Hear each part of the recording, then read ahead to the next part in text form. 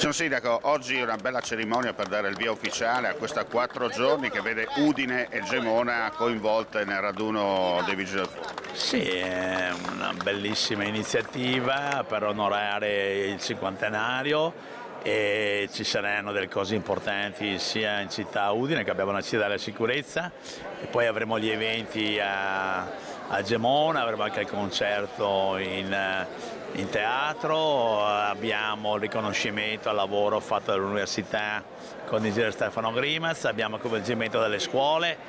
e addirittura hanno dato un premio per il simbolo a una ragazza del Sello, insomma una gran bella giornata che sigilla l'unione tra il Friuli, i Vigili del Fuoco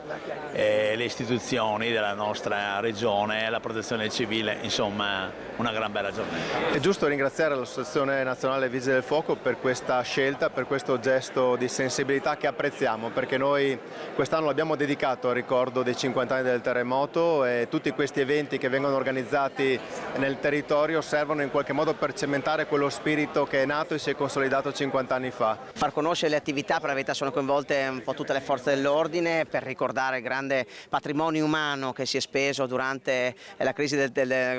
successiva al terremoto del 76, ma soprattutto anche buone pratiche per la quotidianità, appunto a casa, come dicevo prima, in famiglia, quindi le cose da non fare anche a casa e soprattutto anche attenzione ai più piccoli, quindi un'educazione che parte da un'età più tenera per poi assumere atteggiamenti virtuosi